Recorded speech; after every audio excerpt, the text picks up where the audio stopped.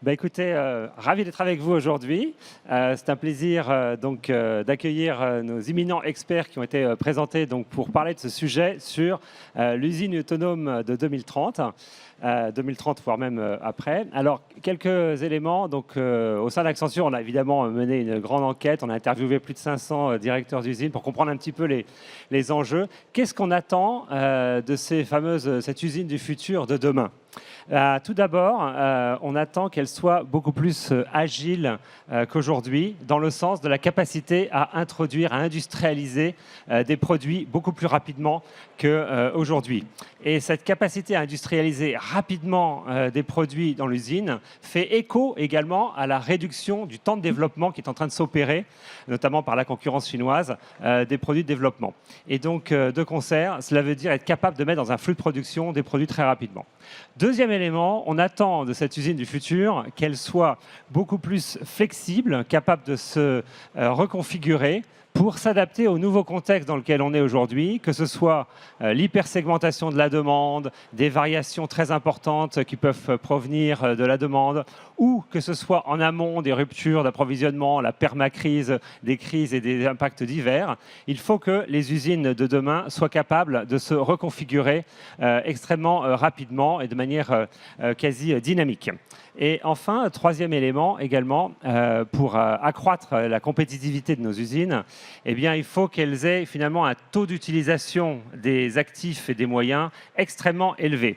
Or, aujourd'hui, dans le système industriel dans lequel nous sommes, évidemment, plus on fait varier la demande, plus on change les usines, etc., moins elles utilisent correctement leurs actifs, puisqu'elles changent en permanence. Et donc, l'idéal étant avoir demain un actif saturé qui est capable de produire différents types de produits. Et ce Graal, effectivement, c'est ça, une des capacités de l'industrie de demain. Et cela permettra, puisque dans l'équation industrielle, le taux de rotation de l'actif a un lien direct sur la création de valeur, sur le ROCE, sur le ROI dont on parlait tout à l'heure, et donc permettra de conserver un actif industriel sur un territoire tel que la France. Alors évidemment, ça va impliquer différents types de leviers technologiques. On a commencé à les évoquer tout à l'heure. Premièrement, donc, toutes les technologies autour de l'hyper-automatisation et avec l'avènement également de l'intelligence artificielle physique. Cela va être évoqué probablement tout à l'heure, et les humanoïdes. Un deuxième levier aussi important qui est autour de l'orchestration, c'est-à-dire la capacité à des processus de devenir beaucoup plus autonomes. Et ce n'est pas l'automatisation, c'est l'autonomie, c'est la capacité d'un système à détecter un problème, proposer une solution, le résoudre et mettre en place une recommandation de façon autonome ou augmentée sans peu d'interaction humaine. Et enfin, troisième levier important, c'est la transformation talent, des compétences. Je ne vois pas demain des usines noires complètement, sauf peut-être des usines très en amont de produits très standardisés à très gros volume. Mais plus on est vers le client, plus il y aura besoin aussi de repenser les talents également qui seront associés à ça. Voilà pour planter un petit peu le décor. Alors tout d'abord, ravi d'accueillir Youssef, Frédéric et Eric. Et je commencerai par une petite question à Frédéric, puisque vous êtes dans l'aéronautique. On sait que c'est une industrie qui a des cycles très longs. Et donc, de ce fait, est-ce que ça pénalise peut-être l'adoption de l'usine du futur? Mais vous allez nous en dire plus. Frédéric. Merci Max, merci pour l'invitation. Je vais donner quelques chiffres quand même pour rappeler la complexité industrielle de Safran. C'est environ 11 entreprises indépendantes, plus de 220 usines dans le monde, avec des produits fabriqués pour certains pendant 2 ans, mais pour la plupart sur environ 50 ans. Donc beaucoup d'activités legacy, finalement relativement peu de greenfield et beaucoup de brownfield. Donc le challenge pour Safran, c'est arriver à augmenter nos cadences pour nos clients préférés, Boeing, Airbus et Embraer, mais également Dassault Aviation. Également sur les produits souverains, malheureusement, il faut bien se défendre. Et le tout dans une myriade de programmes, parce qu'il y a plus de 200 programmes chez Safran. Tout le monde connaît les turboréacteurs, mais on fait aussi des trains d'atterrissage, des systèmes de navigation inertielle, des toboggans, des masques à oxygène, donc beaucoup de diversité. Et juste rappeler également quelques éléments de diversité. On a quelques gammes chez Safran et quelques usines qui nécessitent 75 opérations pour fabriquer une pièce, dont la moitié sont des procédés spéciaux. Et chaque procédé spécial nécessite environ 2,5 millions d'investissements pour faire un traitement de surface, une fonderie. Donc vous imaginez que cette diversité n'est pas forcément propice au déploiement d'un standard everywhere in Safran, donc 70 pays dans le monde. Donc la situation dans laquelle on est, et ensuite l'ambition, évidemment, connecter tous les moyens, des opérateurs augmentés qui ont des systèmes de computer vision partout, tout ça, tout le monde en rêve. Et puis on va faire le tour des stands et on va voir beaucoup d'innovations. Le sujet n'est pas là. Le sujet, il est de créer des systèmes, autonomes ou pas, systèmes qui intègrent nos 5000 fournisseurs, parce que optimiser la performance de Safran, c'est très bien, mais optimiser la performance de Safran tout seul, sans nos 5000 fournisseurs de pièces, on risque d'avoir des lignes d'assemblage un petit peu désalimentées. Donc un autre périmètre, plus de 900 lignes de production, dont les 3/5 sont des lignes d'assemblage. Donc un des points majeurs de l'optimisation chez Safran, c'est la mise sous contrôle de la supply chain, par une communication, la mise en place d'indicateurs de type Early Signal Detection, donc un pilotage par les control towers, et l'optimisation de nos magasins. 540 lignes d'assemblage. La première opération d'une ligne d'assemblage, c'est de faire le kit d'assemblage. Donc il n'y a pas que les opérations qui se passent shop floor, il y a également toute la partie, on va dire, complète. Alors qu'est-ce qui a été fait chez Safran et ensuite la vision? Donc depuis 5 ans, un grand plan de transformation digitale où on a veillé à répondre aux objectifs majeurs de l'aéronautique qui consistent à garantir la conformité des produits. Vous êtes tous contents de prendre l'avion en totale sécurité. Et la gestion de configuration de nos produits pendant près de 50 ans. Donc là, le gros investissement qui a été réalisé chez Safran, ça a été la continuité numérique avec des PLM, des ERP New Generation et des MES Everywhere pour faire ces deux fonctions en automatique. Automatic Traceability, Automatic Conformity. Ça consomme déjà pas mal de watts. Hein. Entre autres, grâce à nos amis d'Accenture. Cet exercice est complexe parce qu'on ne peut pas déployer un standard unique dans nos 200 usines, tout simplement parce que la maturité des données, l'organisation data est potentiellement différente. Et ensuite, la complexité liée à la multitude de produits. Donc, ça a été le premier exercice. Donc, on a beaucoup travaillé à ce qu'on appelle la digitalisation, et M. Bataille de Schneider Electric a bien fait de les mixer. La deuxième étape sur laquelle on va beaucoup travailler chez Safran, désormais, c'est l'automation. Le benchmark qu'on a réalisé chez certains d'entre vous, et merci à Renault de nous avoir accueillis très nombreuses fois, c'est que digitalisation, numérisation, même un peu de computer vision, c'est très bien, sauf qu'on ne gagne que 5 à 10% de la productivité avec ça. Ce qui nous permettra de gagner 30 à 40% dans nos 70 usines françaises et également dans le monde entier, ça va être de rajouter du smart automation. Alors chez Safran, on ne va pas prendre de la gamme jaune de Fanuc pour en mettre partout. Hein. C'est compliqué les robots, il faut des gens qui savent les programmer. On va déployer massivement ce qu'on appelle du smart automation, faire de l'IOC, input à output cell pour charger, décharger les pièces, mettre de l'AGV pour transiter les pièces dans l'usine, puisque comme on est en flux discontinu dans notre activité, 95% les pièces attendent. Et donc l'objectif, c'est de streamliner nos activités de production par une transitique optimisée des chargements de pièces. Le remplacement de chacun des opérateurs, quand vous avez des activités avec un takt time d'1 heure, c'est quand même compliqué de robotiser ce genre de choses. Par contre, leur donner une troisième main pour leur amener la pièce, répondre oralement à une question pour afficher sur un écran une instruction de travail, lancer un système de computer vision pour dire c'est bon, ça, c'est tout à fait faisable avec les technologies dont on dispose. Donc c'est ça l'ambition de Safran à horizon de 5 ans, pour des objectifs très basiques et matériels, qui consistent à répondre à l'augmentation de cadence du 737, de la 320 d'Embraer. C'est de mettre à disposition de nos opérateurs un environnement numérique pour être plus efficace, réduire les tâches à nos valeurs ajoutées et réaliser entre autres la conformité, la traçabilité de façon automatique. Pour finir, comme l'a dit M. Bataille également, on a lancé, et heureusement que ce pilier est déjà disponible, une grosse organisation de la donnée. Donc il existe maintenant, vous connaissez tous par cœur, les 7 métiers de la donnée, CDO, Data Manager, Data Engineer, Data Steward. Des data scientists qui attendent, tel l'aiglon dans le nid d'aigle, la béquée pour faire un algo d'IA, ce n'est pas ce dont on a besoin, on en a beaucoup, hein.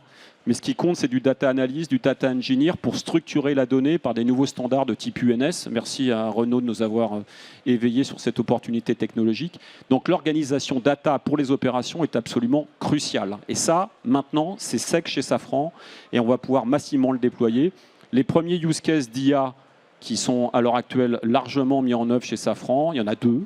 Il y a l'IA générative basée sur des très très belles bases de données qui existent dans l'aéronautique depuis 50 ans. Donc ça nous permet de faire de l'IA-Gène connecté à un MES, de demander un diagramme à 45 en temps réel. Et le deuxième sujet, c'est l'inspection numérique, où on déploie massivement de l'IA machine learning connecté à de la radio, des contrôles US pour aider les inspecteurs à aller plus vite et réduire le facteur humain. Voilà Max, ce que je voulais partager avec vous. Alors maintenant, si on passait dans le secteur automobile, Youssef, qui est assez secoué en ce moment, hein, donc beaucoup de choses à faire. Est-ce que effectivement tous ces chocs entravent la transformation digitale de l'industrie, ou est-ce qu'au contraire vous suivez encore une ligne guide importante sur ce sujet-là comme étant une voie de salut? Alors merci pour l'invitation et merci pour votre écoute.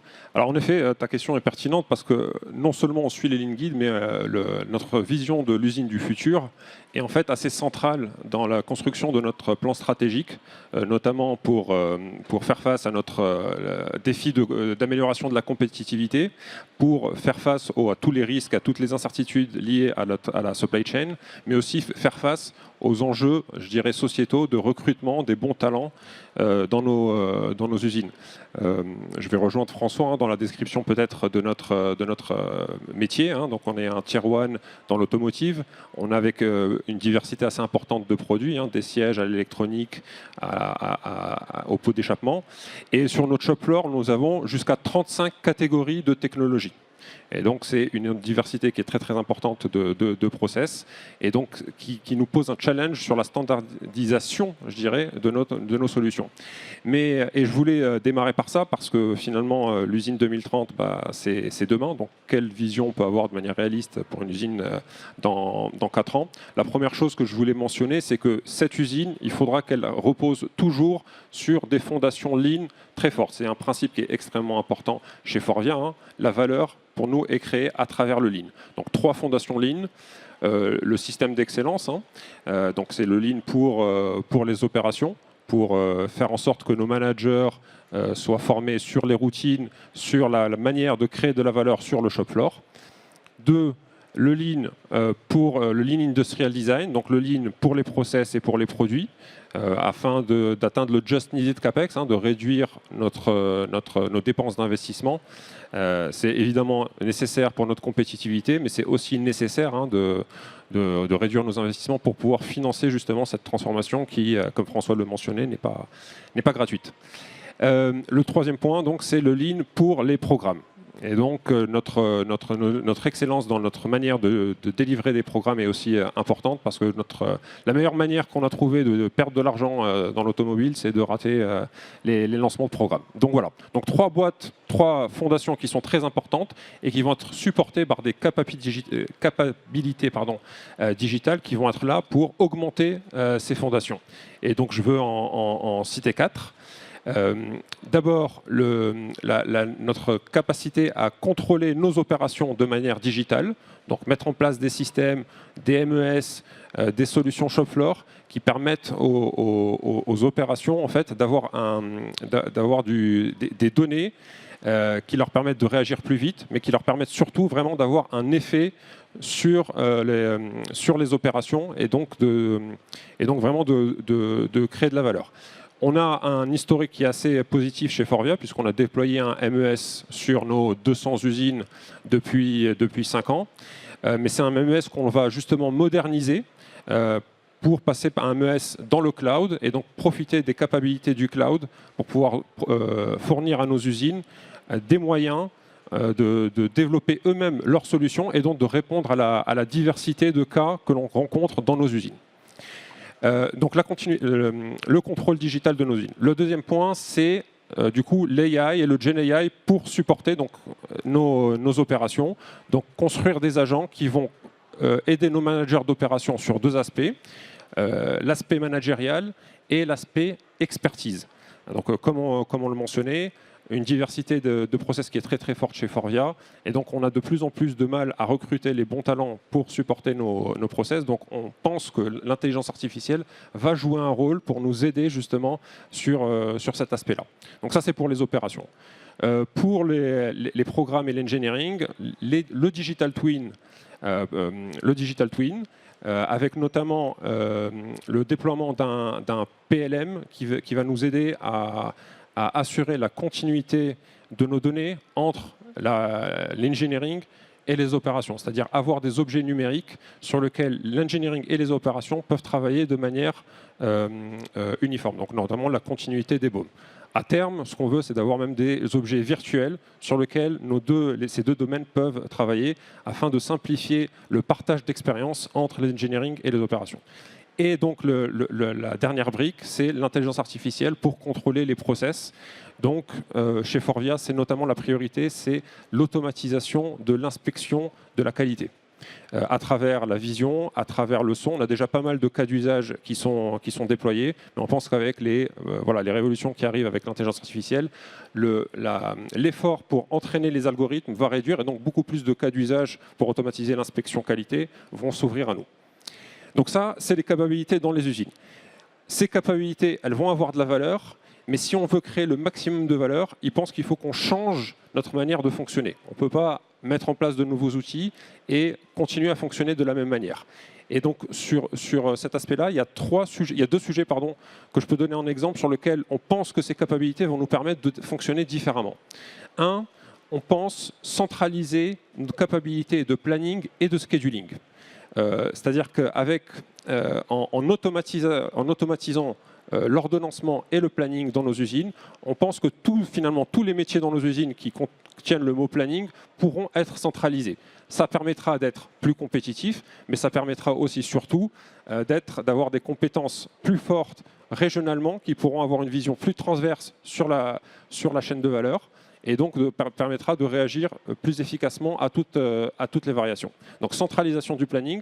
L'autre élément, c'est la centralisation de l'expertise. Encore une fois, je parlais de ce challenge de recrutement des bonnes compétences. Ce que l'on souhaite, c'est profiter des experts les plus forts chez Faurecia pour faire deux choses. Un, entraîner les futures intelligences artificielles qui vont aider nos usines au jour le jour, donc sur les problèmes les plus communs, le 80%, et utiliser aussi ces experts pour aller aider les usines uniquement sur les problèmes les plus critiques. Voilà.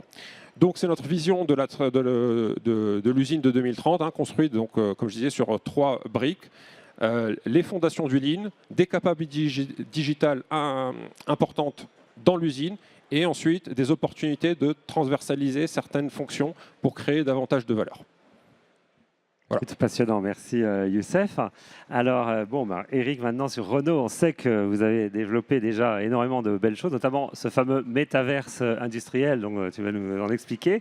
Moi, j'ai été très, très impressionné aussi par les travaux que vous avez menés, et là, on va pouvoir comprendre ce que veut dire le mot à l'échelle. Eric.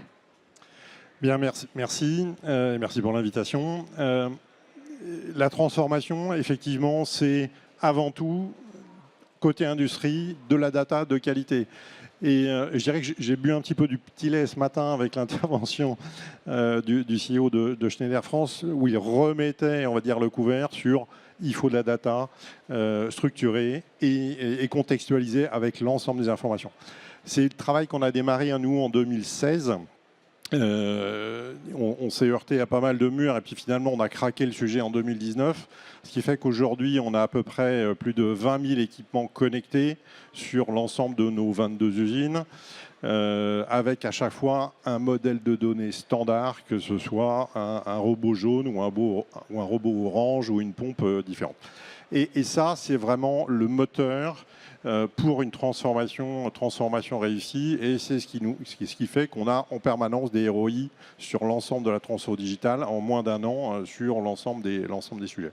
Donc ça nous fait des gains de qualité, ça nous fait des gains de loupés, de consommation d'énergie, et c'est vraiment des pourcentages à 2 chiffres à chaque fois qu'on va chercher. Donc cette transformation, on l'a réalisée. Alors il reste encore des choses, hein, puisque nos 22 usines, c'est aussi pas des usines récentes. Hein.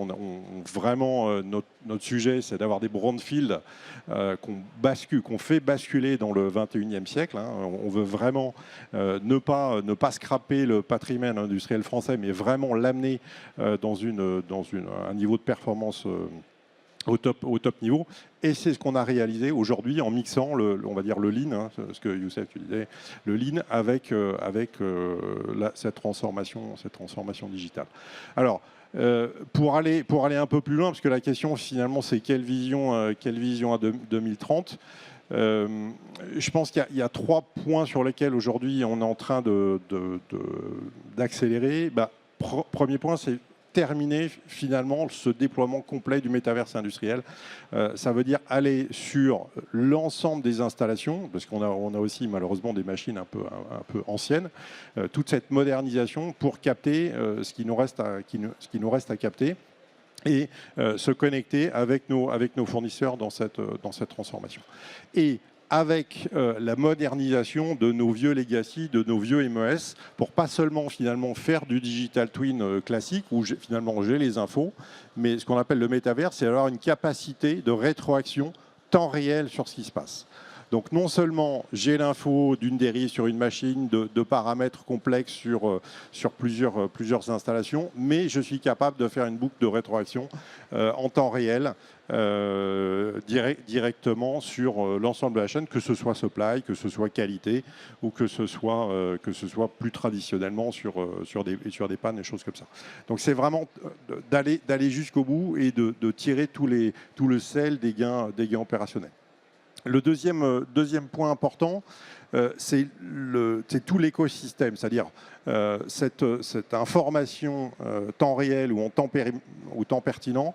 On a besoin que l'ensemble du groupe Renault et toute la transformation digitale qu'on est en train de tirer aussi, côté finance, côté ingénierie produit, côté qualité, on l'a déjà réalisé, mais on est vraiment un écosystème complet au-delà des 4 murs de l'usine qui nous permettent d'aller chercher des gains complémentaires. Et peut-être je vais revenir sur une spécificité alors, de l'automobile qui est que finalement, on n'a rien de compliqué pour fabriquer une voiture. Unitairement, chaque petite opération, c'est relativement simple. Alors, on a très peu de procédés spéciaux, hein, contrairement à ce que tu décrivais, Frédéric. On en a quelques-uns, mais finalement, on va visser, on va faire des points de soudure, etc. Par contre, on est dans un monde extrêmement complexe. Et puisque les temps de cycle sont très courts, les volumes de personnes à gérer, de quantité de pièces, de fournisseurs, etc. Et donc, gérer une usine automobile, gérer un process automobile de bout en bout, c'est complexe. Et la transformation digitale, le métaverse, finalement, donne aux utilisateurs, aux managers, aux pilotes de projet, une vision ultra simple et compréhensive avec cette capacité de faire des faits Google Earth, enfin zoom in, zoom out, directement sur les sujets. Et ça, c'est assez difficile à quantifier quand au départ vous lancez dans une transfo digitale, mais maintenant vous discutez avec un directeur d'usine, un patron de département, un patron de process, c'est indispensable. Enfin, vraiment, c'est dans leur gène d'avoir cette capacité à faire les analyses au point du matin, au QRQC, d'arriver avec les données. Donc, ne pas dire peut-être qu'il s'est passé ça ou je pense que c'est ça. Non, voici les données, voici l'ensemble des informations disponibles sur la machine, les pièces, les machines connectées, tout ça, toutes ces informations-là sont sur la table, finalement, à T plus 15 minutes de l'incident qui s'est produit. Et ça change vraiment la donne dans vos opérations industrielles. Donc c'est d'amener tout ce fonctionnement temps réel ou temps pertinent, hein, parce qu'il ne faut pas non plus s'exciter à faire du 20 millisecondes de temps de réaction pour quelque chose qui n'en vaut pas la peine, ça va nous coûter cher. C'est vraiment le deuxième point qu'on est en train de traiter. Le troisième élément, c'est ce que tu disais tout à l'heure sur la partie IA physique. Donc l'avènement de l'IA, avec des capacités d'orchestration. Donc quand vous avez toutes ces données-là, vous êtes capable de mettre un orchestrateur autour de vos procédés pour augmenter les pilotes, augmenter vos opérations de maintenance, etc. Donc aujourd'hui, on déploie actuellement ça, notamment par exemple sur les activités de maintenance ou de supervision d'énergie. Donc on a des orchestrateurs basés sur de l'IA en récupérant des données tabulaires de l'ensemble de nos installations. Donc ça, on voit des gains très importants dans l'année en cours. Hein. Je pense que c'est quelque chose qui va aller assez vite finalement en déploiement. Et l'étape complémentaire, c'est sur la partie IA physique avec les modèles VLA, Vision Language Action, l'application sur la robotique existante. Donc on a plus de 11 000 robots. Hein. Donc comment on modernise aujourd'hui notre parc industriel et on le rend capable de percevoir son environnement et d'adapter ses tâches.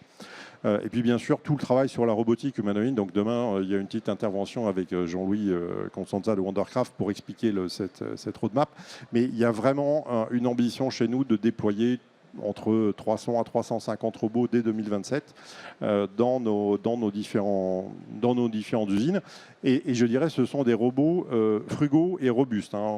On ne cherche pas à faire des démonstrations de kung-fu, etc. On n'est pas sur des opérations très précises de manipulation de dextérité. Ça, ce sont des choses qui vont arriver un peu plus tard. Mais par contre, des manipulations simples et pénibles et robustes, ça, c'est des choses qu'on voit vraiment et qu'on est en train d'implanter dans nos usines. Et c'est une vraie transformation. Alors, donc ça, c'est les 3 axes majeurs. Et puis, il y a une espèce de fondation sous-jacente, à mon avis, qui est importante de rajouter, c'est la résilience. Et donc, on a un programme transversal pour bosser sur la résilience de notre infrastructure, la résilience de nos procédés, pour être capable de tourner avec, bien sûr, les éléments, les aléas économiques, mais aussi tous les aléas techniques ou les coupures qu'on pourrait imaginer dans nos différents systèmes industriels. Voilà un petit résumé. D'accord. Écoutez, merci beaucoup déjà, c'est très intéressant. Peut-être première question que vous n'avez pas trop abordée, comment voyez-vous l'évolution des compétences et des talents pour piloter ces usines de demain ? Peut-être Eric, si vous avez une réponse à ça, ou Youssef. Alors, sur la partie des talents, on a aujourd'hui, comme tu citais, des data analysts, des data scientists, etc. Le sujet que l'on met dans nos usines maintenant, c'est des capacités sur la vision, des spécialistes pour installer des caméras. Et on pousse beaucoup pour finalement mettre des spécialistes du physique dans les usines et qu'on soit capable de paramétrer une caméra, de faire ça de manière très facilement. Parce qu'en fait, l'algorithmie qui est derrière, c'est la partie facile. C'est-à-dire qu'une fois que vous avez installé correctement votre caméra, vous l'avez connectée, etc., l'algorithmie pour reconnaître le défaut, c'est des choses que nous, maintenant, on a sur étagère ou qui sont proposées sur étagère un petit peu partout. Donc, le sujet revient quand même un peu, pour nous, sur le hardware. Et hardware is hard. Et là, nous, industriels, les automaticiens, on a vraiment aussi une carte à jouer pour redonner cette partie-là, parce que la partie algorithmie ou prévision va devenir un peu une commodité relativement facile d'accès. Donc on bosse beaucoup sur cette formation-là. Et on a un objectif, j'en ai pas parlé, mais de déployer jusqu'à 1000 contrôles IA. On est à 300 par usine aujourd'hui, 1000 contrôles IA par usine. D'accord. Et Youssef, peut-être aussi, comment ça fait évoluer effectivement les compétences quand on commence à avoir des systèmes orchestrés ou avec de l'IA agentique, le rôle de l'humain n'est plus tout à fait le même, quoi. Non, tout à fait.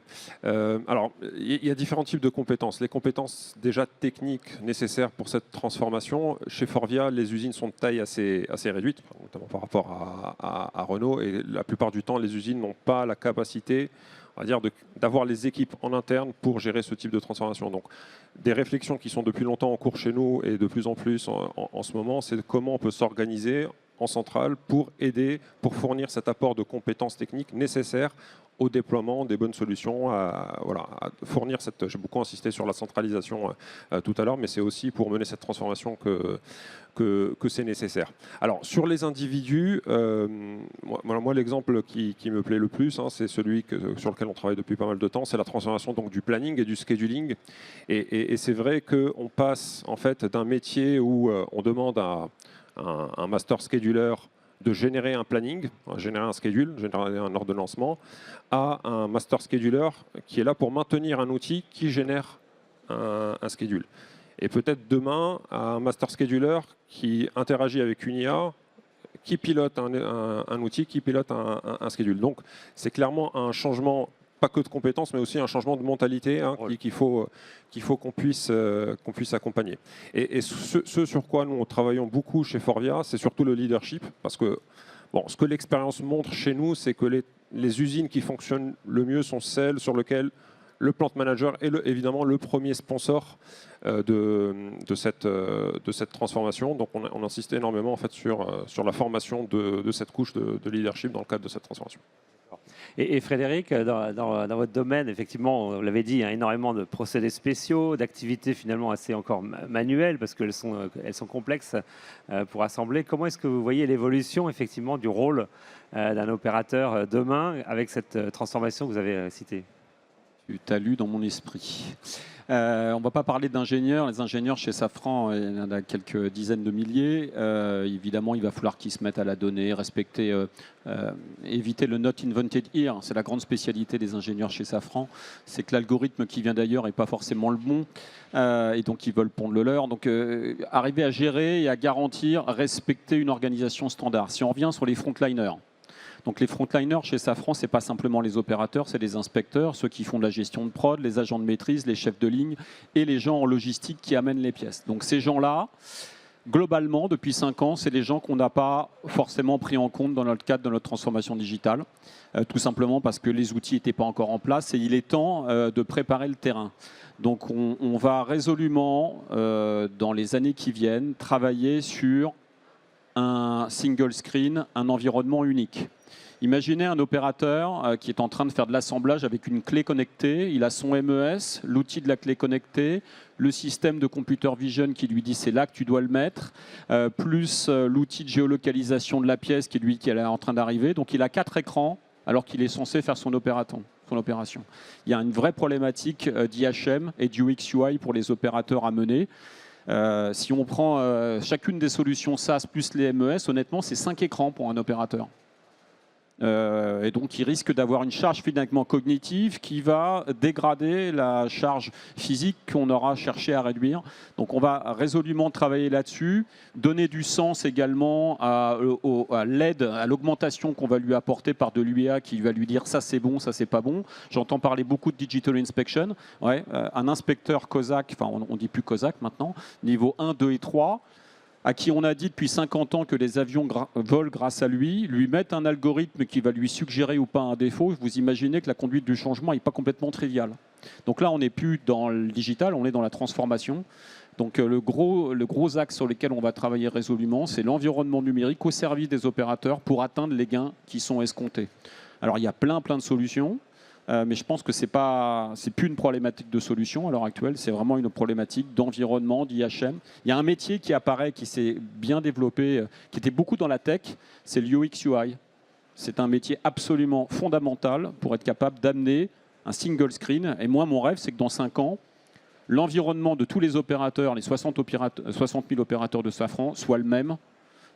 Pour visualiser une instruction de travail, qui puisse dire montre-moi l'instruction de travail oralement avec l'OP 500 de la gamme machin, hop, le truc s'affiche en dynamique pour l'aider à réaliser l'opération. Voilà le volet humain que nous avons résolument l'intention d'accélérer chez Safran.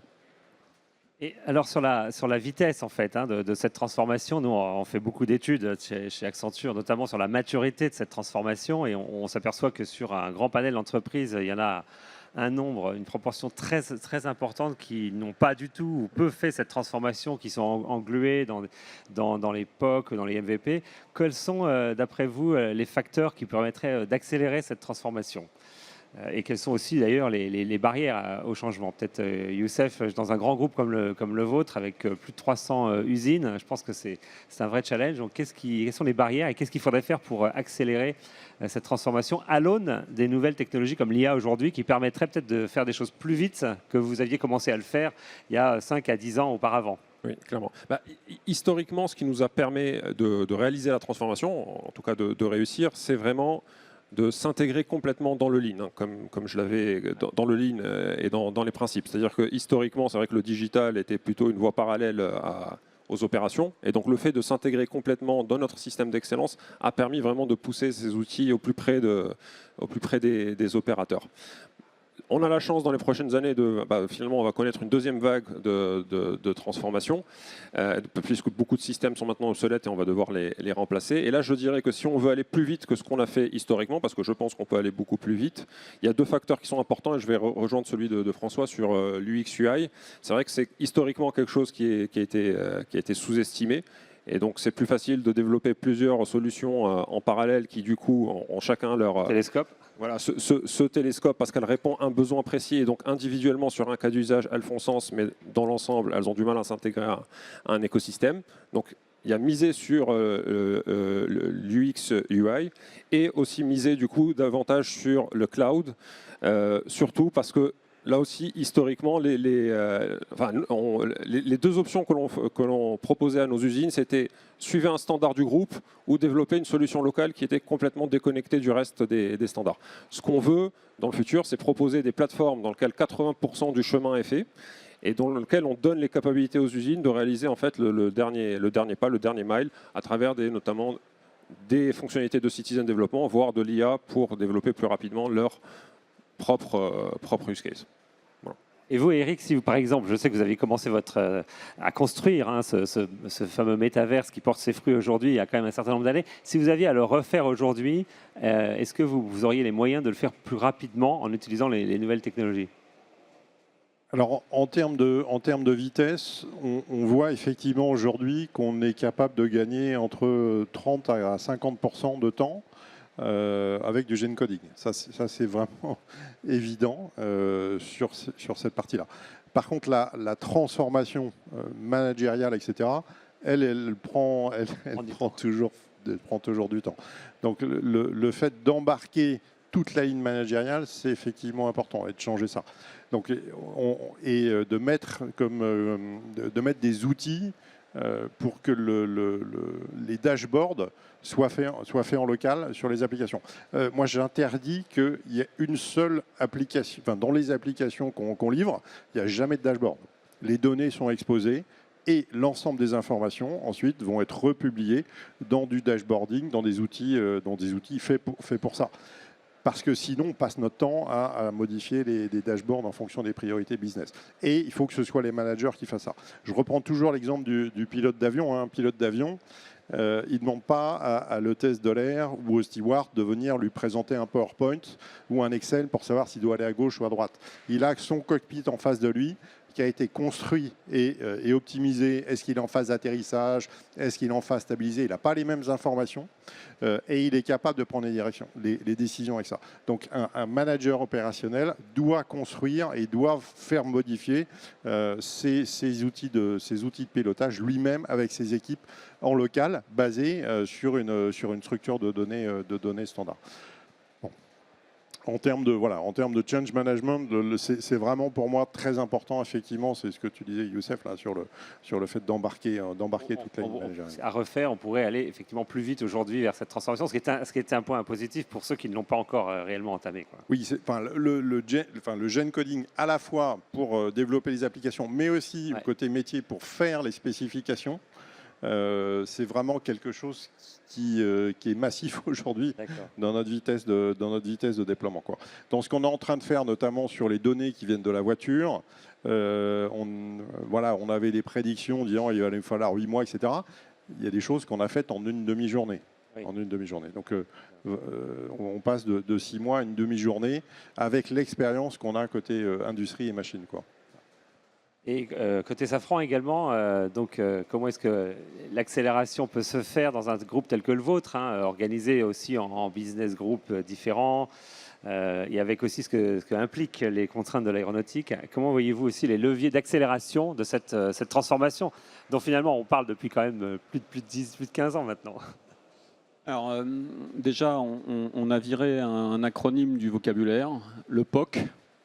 Strictly forbidden maintenant, Proof of Concept maintenant, même le POV. Enfin, je veux dire, il y a un moment où il faut quand même arrêter de tester des choses. Je veux dire, la valeur apportée par les outils, qu'ils soient numériques ou pas, a déjà été démontrée au moins 5, 10, 15 fois dans les 221 usines du groupe Safran. Donc on a mis en place un standard ou des standards de solutions dont les dossiers d'architecture technique, la cyber, les fonctions ont été clairement identifiées. Donc il y a 2 MES chez Safran, il y a 2 PLM chez Safran, il y a une solution d'IA, de réalité augmentée, 2 solutions de réalité virtuelle. Donc on a catégorisé tout ça, il y a des contrats cadres et les gens consomment sans multi-consultation de tous les fournisseurs basco-béarnais, wallons, mexicains. Non, il y a des solutions groupes. Ça, c'est la première chose. Mais ça ne donne pas un use case.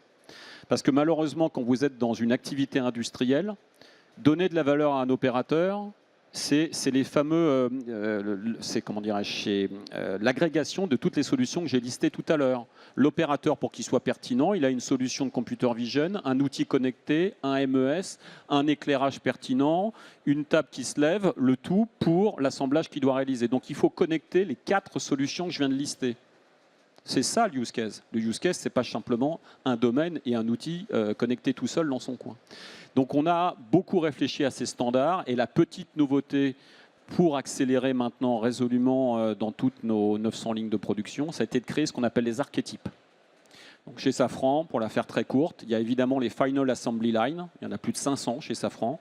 On fait un kit, on assemble, on teste, on livre. Globalement, d'un point de vue numérique, faire ces activités-là, c'est à peu près la même chose pour tout le monde. La partie transitique, la partie présentation, que le moteur fasse 4 mètres cubes ou éventuellement un équipement électronique, on va créer un archétype FAL. Ensuite, on a des autres ateliers qui sont des lignes de production avec un takt time d'environ 1 heure. Et bien, toutes ces lignes vont bénéficier de standards numériques et d'automation à peu près identiques pour la totalité de nos sites. Ensuite, on a quelques usines en très forte cadence avec des takt time à 1 minute. Eux, forcément, full automation, le MES n'est même pas vu par l'opérateur. De toute façon, il n'y aura pas d'opérateur dans ce type de ligne. Et puis, vous avez également ce qu'on appelle le job shop. Malheureusement, chez Safran, on a aussi beaucoup d'activités qu'on ne peut pas mettre en ligne. Vous avez 300 gammes avec 200 opérateurs et 400 machines différentes. Ben ça s'optimise avec des outils d'algorithmie pour piloter le flux, par exemple, et qui sont assez remarquables. Donc, c'est des archétypes de fabrication original equipment. Et puis, on a aussi 2 types de lignes pour l'activité MRO. Donc, c'est la méthode qu'on va utiliser résolument maintenant. Créer des archétypes, mettre en place des contrats cadres, des dossiers d'architecture, une cyber maîtrisée, des réseaux industriels les mêmes partout. C'est typiquement ce qu'a fait remarquablement Renault, pour ensuite être capable de passer à l'échelle et encore une fois de virer les POC de notre vocabulaire. D'accord, très bien. Ben, je vois qu'on arrive bientôt à la fin. Alors j'aurais une dernière question à vous poser. Donc, quel conseil vous donneriez donc à un VP Industrial pour amorcer cette transformation en termes d'organisation de cette transformation pour aller plus vite? Peut-être Youssef. Quels facteurs clés de succès? Qu'est-ce qu'il faut faire pour réussir cette transformation? Je pense que François a tout dit lorsqu'il a parlé des POC et de la difficulté de passer de POC à mise à l'échelle. Et clairement, pour moi, ce qui fait la différence entre l'enfer des POC et, je dirais, la capacité à passer à l'échelle, c'est d'une part, c'est d'avoir une stratégie et donc d'être focalisé sur sur un nombre de cas d'usage qui est assez limité. Hein. C'est la beauté du digital, il y a beaucoup de choses, donc il faut définir ses priorités. Mais en effet, il faut travailler l'architecture. L'architecture, c'est souvent ce qu'on n'aime pas travailler au début parce que ça ralentit. Mais au final, c'est ce qui permet d'accélérer à long terme. Donc l'architecture technique, bien sûr, mais l'architecture, je dirais, fonctionnelle et de données, presque surtout. On a parlé du NS. Typiquement, ce qu'on fait là en redéveloppement de notre MES, c'est focaliser justement sur l'ontologie de cet MES pour suivre à la lettre le modèle ISA 95 afin du coup d'avoir quelque chose de standard et un modèle qui a été éprouvé évidemment par le temps, mais en plus d'avoir un modèle qui va être plus facilement lisible par des agents qu'on va pouvoir intégrer plus facilement. Donc voilà, c'est juste pour donner l'illustration, mais je dirais oui, stratégie priorisée et focalisation sur l'architecture. Préparer bien le socle en fait pour pouvoir aller plus loin et ne pas se jeter sur les POC et les MVP, quoi. D'accord. Eric, quel conseil vous donneriez également donc, à nos auditeurs? Le conseil, c'est que la majorité des gains viennent du désilotage des organisations et des informations. En général, c'est facile d'avoir un expert automate, un expert qualité, etc., qui va dans une usine vous optimiser quelque chose. Par contre, si vous voulez aller chercher partout des gains de 20 à 30%, vous êtes obligé de mixer toutes les informations, toutes les données. Donc il faut vraiment penser une organisation, une architecture qui soit complètement décilotée et qui vous permette très vite de récupérer l'ensemble des informations. C'est le gain majeur. Et du coup, avoir un fort sponsorship de votre direction générale pour arriver à faire cette transformation. Et Frédéric, donc, quel conseil vous donneriez pour ceux qui voudraient suivre votre exemple? Donc, tuer l'époque, définir des archétypes, c'est-à-dire le lean, c'est bien, mais refaire un chantier lean pour déterminer ce qu'on peut changer, le problème du lean, c'est que ça nous a permis de gagner 20% ou 30% de productivité en 25 ans. It is not enough. Le saut qu'on doit faire, là, c'est 30% en 5 ans. Donc le lean, c'est très bien pour les KPI, c'est très bien pour être data-driven, mais qu'il va falloir changer quelque chose en appliquant résolument une vraie transformation et pas simplement une évolution.